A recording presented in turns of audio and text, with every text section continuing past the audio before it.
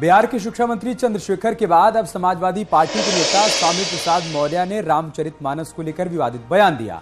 उन्होंने अपने बयान से नफरत फैलाने की कोशिश की और कई सवाल भी खड़े कर दिए।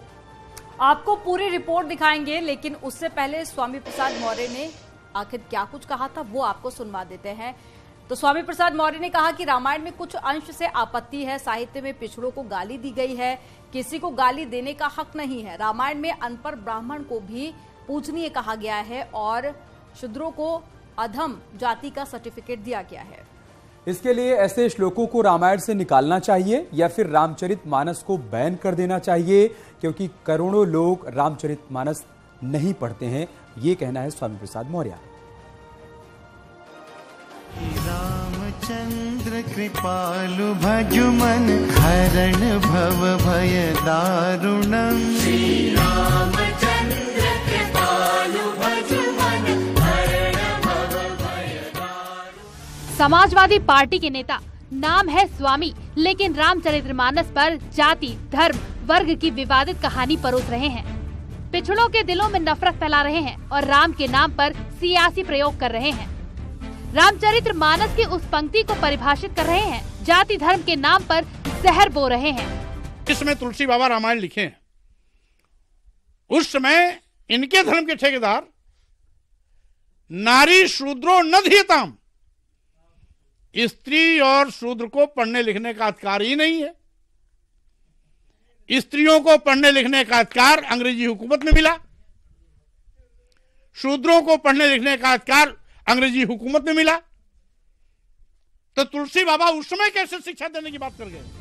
समाजवादी पार्टी के नेता रामचरितमानस के नाम पर ज्ञान का बखान कर रहे हैं, लेकिन शर्मनाक ये है कि ये सियासत राम के नाम पर नफरत फैलाकर की जा रही है।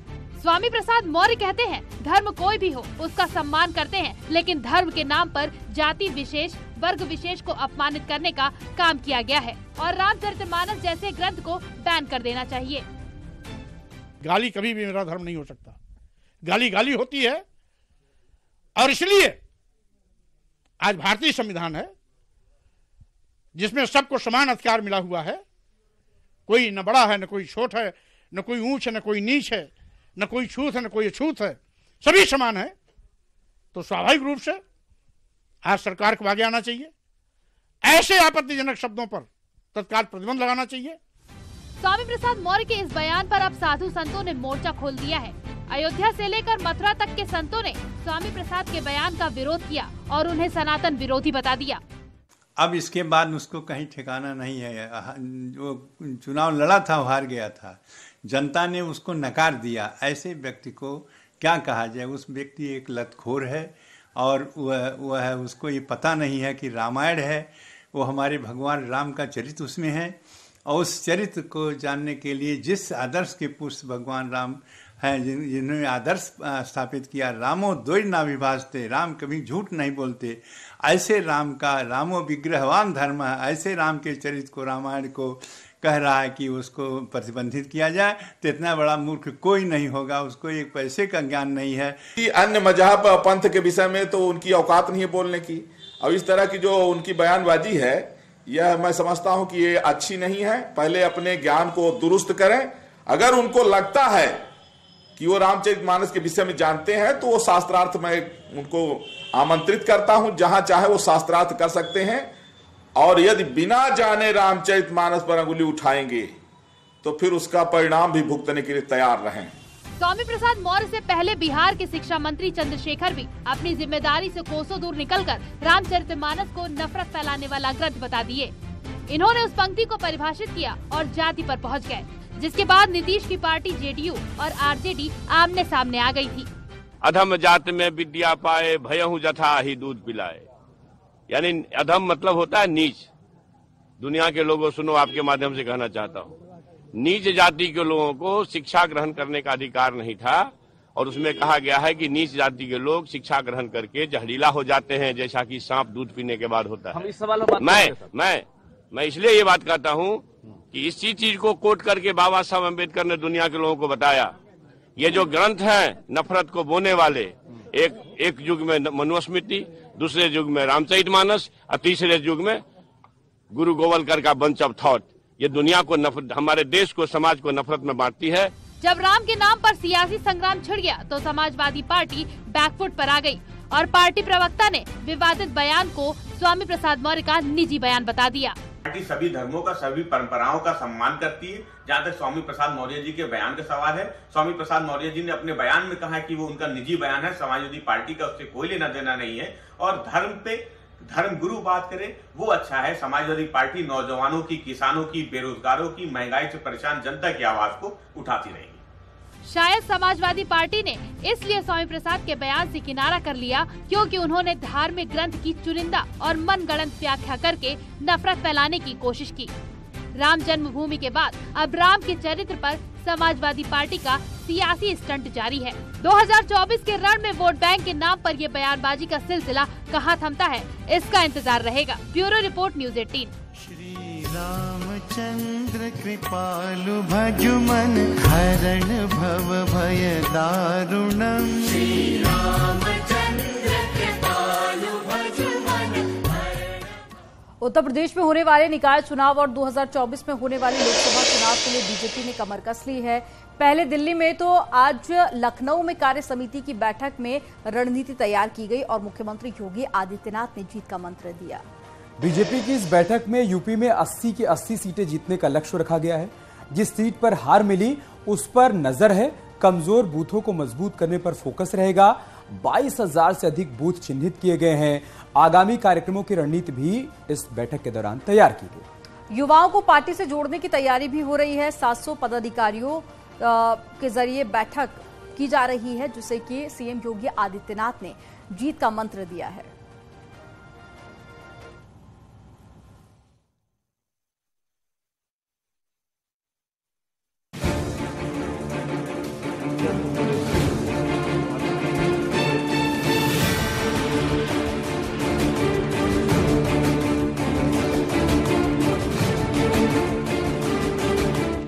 टीम योगी का मिशन पावरफुल है।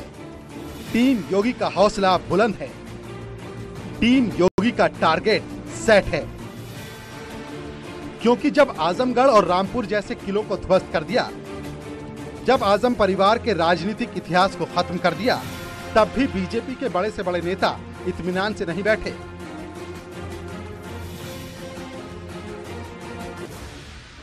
उनका जोश और हाई हो गया और 2024 की तैयारियां और तेज कर दी। चाहे दिल्ली में राष्ट्रीय कार्यकारिणी की बैठक हो या फिर लखनऊ में प्रदेश कार्यकारिणी की मीटिंग, लक्ष्य एक ही है, यूपी में क्लीन स्वीप। और इसके लिए मुख्यमंत्री योगी आदित्यनाथ से लेकर भूपेंद्र चौधरी और दोनों डिप्टी सीएम दमखम से रणनीति के तहत काम कर रहे हैं। क्योंकि यूपी में भगवा ने लाल संग्राम छेड़ दिया है और निशाने पर अखिलेश यादव हैं। कल आपने प्रयागराज में मौनी अमावस्या के स्नान को देखा होगा। 2 करोड़ से अधिक श्रद्धालु वहां गए थे। अगर इस सामर्थ्य को पिछली सरकारों ने समझने का प्रयास किया होता और इसको सम्मान देने का कार्य किया होता तो उनको दर-दर ठोकरें नहीं खानी पड़ती। ये विरासत को जो भी सम्मान देगा, समृद्धि उसका द्वार खोलेगी। जो भी उसे अपमानित करेगा उसे दर-दर की ठोकरें खानी ही पड़ेंगे। आजमगढ़ और रामपुर के लोकसभा क्षेत्र के संपन्न हुए थे। विधानसभा चुनाव की तर्ज पर तमाम राजनीतिक विश्लेषकों के पूर्वानुमानों को दरकिनार करते हुए फिर भारतीय जनता पार्टी के कार्यकर्ताओं के परिश्रम से आदरणीय प्रधानमंत्री मोदी जी के मार्गदर्शन और नेतृत्व में भारतीय जनता पार्टी ने दोनों उपचुनाव में विजयश्री प्राप्त करके फिर से अपनी विजेता की भूमिका को बरकरार रखा। उत्तर प्रदेश में बीजेपी का सीधा मुकाबला समाजवादी पार्टी से है और यही वजह है कि बीजेपी एक बार फिर जातिवाद, परिवारवाद के मुद्दे पर अखिलेश यादव को घेरने की कोशिश में है। भूपेंद्र चौधरी ने तो साफ शब्दों में कह दिया कि उत्तर प्रदेश की जनता परिवारवाद और भाई भतीजावाद को नकार चुकी है।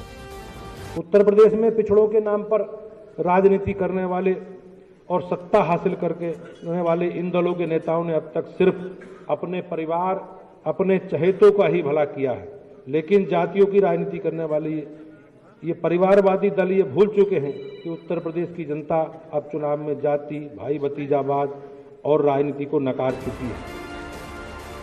दिल्ली की सत्ता का रास्ता यानी उत्तर प्रदेश वो राज्य है जहां 80 लोकसभा सीट हैं और जो लोकसभा चुनाव के परिणाम में बेहद खास हैं, जहां 2 बार से प्रचंड जीत के साथ बीजेपी सत्ता पर काबिज है और उसी राज्य से 2024 के लिए दिल्ली से लेकर लखनऊ तक मंथन चल रहा है और जिम्मेदारी मुख्यमंत्री योगी आदित्यनाथ और भूपेंद्र चौधरी के कंधे पर है।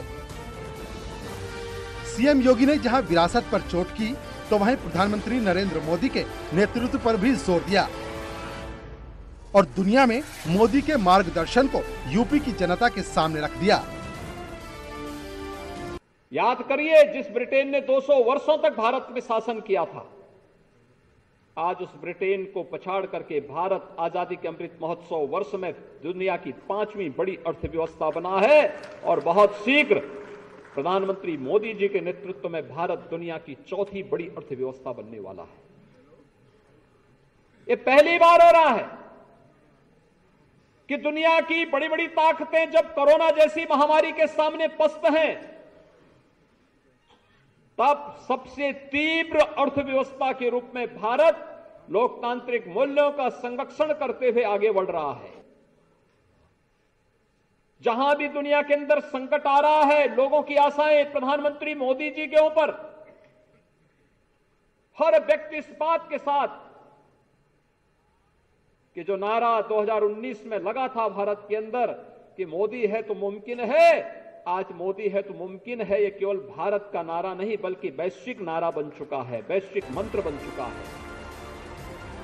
उत्तर प्रदेश को नए भारत का ग्रोथ इंजन बनाने के लिए टीम योगी विदेश के दौरे पर भी रही, जहां 16 देशों के 21 शहरों में हुए रोड शो और बिजनेस मीट का परिणाम ये रहा कि 7,12,000 करोड़ के निवेश का प्रस्ताव सामने आया।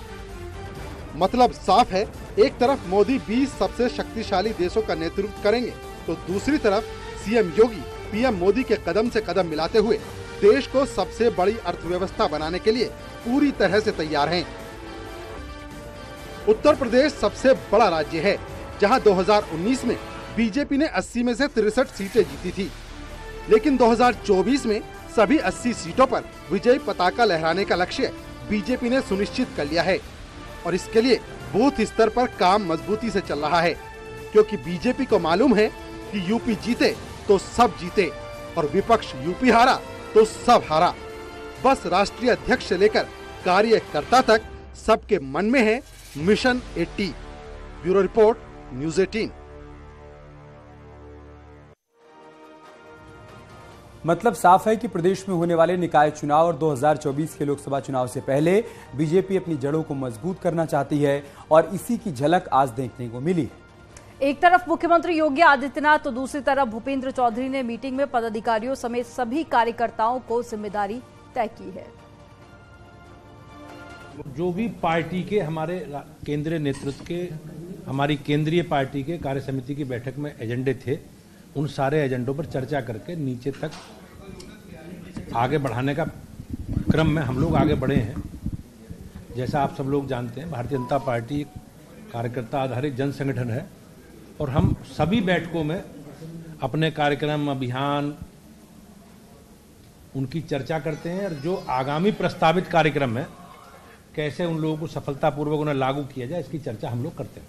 देखिए, आज उत्तर प्रदेश भारतीय जनता पार्टी के हमारे नवनियुक्त अध्यक्ष श्री भूपेंद्र जी और हमारे संगठन महामंत्री धर्मपाल जी के जिम्मेदारी संभालने के बाद पहली प्रदेश कार्य समिति की बैठक थी, ऐतिहासिक बैठक थी और 2023 से लेकर के 2024 तक जो चुनाव के बाद चुनाव आ रहे हैं उसमें भारतीय जनता पार्टी ऐतिहासिक सफलता प्राप्त करेगी।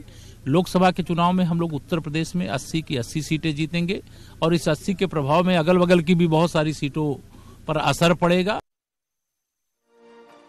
बागेश्वर धाम के बाबा धीरेन्द्र कृष्ण शास्त्री इन दिनों चर्चा का विषय बने हुए हैं। शास्त्री को जहां एक और विरोध का सामना करना पड़ रहा है तो वहीं कई नेता उनके समर्थन में भी उतर गए हैं, तो दूसरी तरफ साधु संत भी बाबा धीरेन्द्र के समर्थन में उतर गए हैं। कुछ का कहना है कि बाबा अंधविश्वास फैला रहे हैं, तो कुछ का कहना है कि धीरेन्द्र शास्त्री सनातन धर्म का झंडा बुलंद कर रहे हैं। इससे किसी को आपत्ति नहीं होनी चाहिए।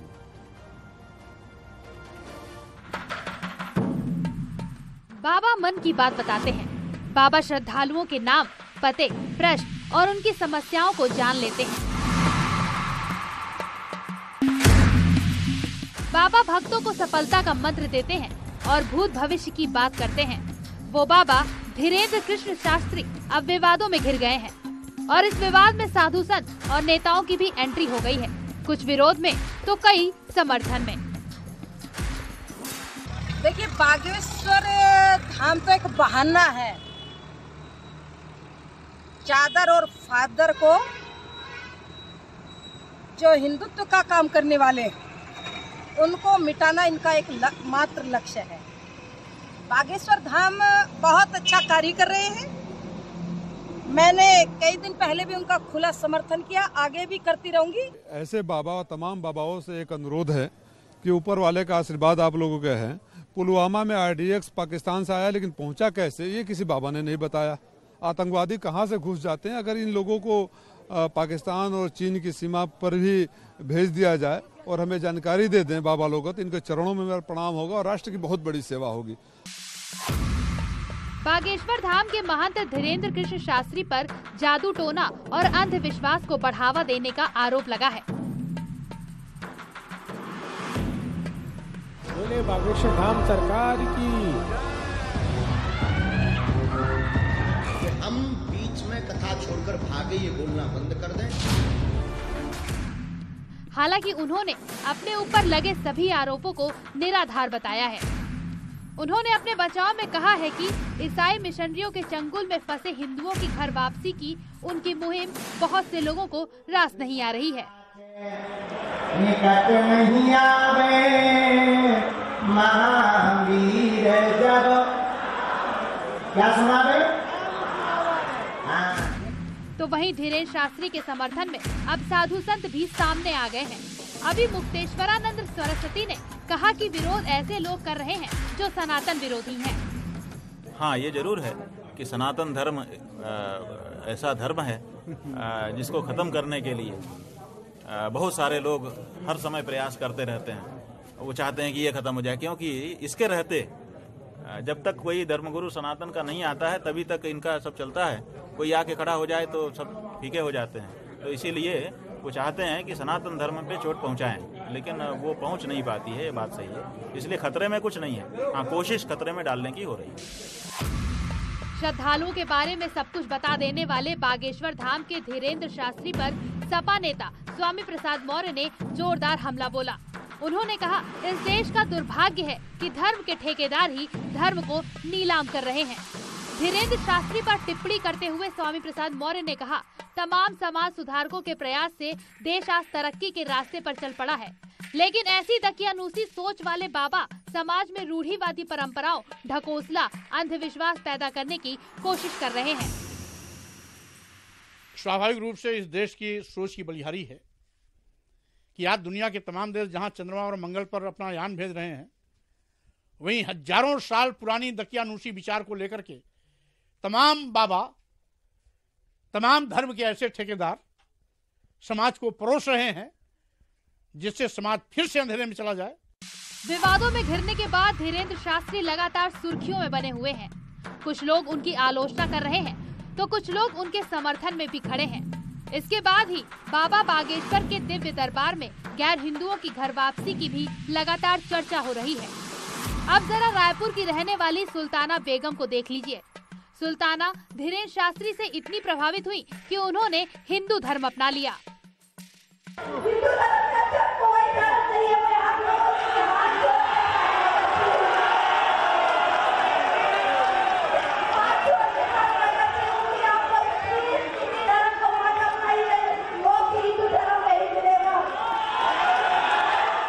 और यही वजह है कि जो सनातन धर्म का झंडा बुलंद कर लोगों की घर वापसी करा रहे हैं, उन्हीं के खिलाफ में सियासी बयानबाजी हो रही है और इसे अंधविश्वास के चश्मे से देखा जा रहा है। लेकिन धीरेन्द्र शास्त्री का दावा है कि उनका मकसद समाज में गलत अवधारणा फैलाना नहीं, बल्कि सनातन धर्म को आगे बढ़ाना है। Bureau report news 18। राज्य के सभी विभागों में सरकारी कामकाज को पूरी तरह से करप्शन फ्री और सरल बनाने के निर्देश जारी किए गए हैं, जिससे कि 2025 तक उत्तराखंड को अग्रणी राज्यों की सूची में खड़ा किया जा सके। मुख्यमंत्री पुष्कर सिंह धामी की तरफ से आदेश जारी किया गया और उसके बाद सचिव की तरफ से भी आदेश जारी हुआ और कहा गया कि हर विभाग को करप्शन फ्री बनाना है।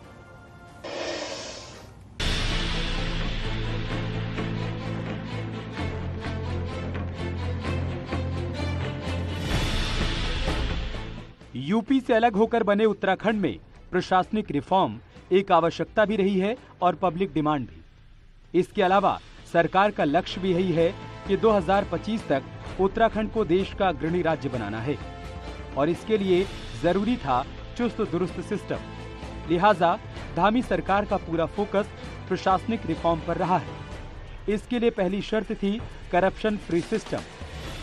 फाइलों का स्मूथ मूवमेंट।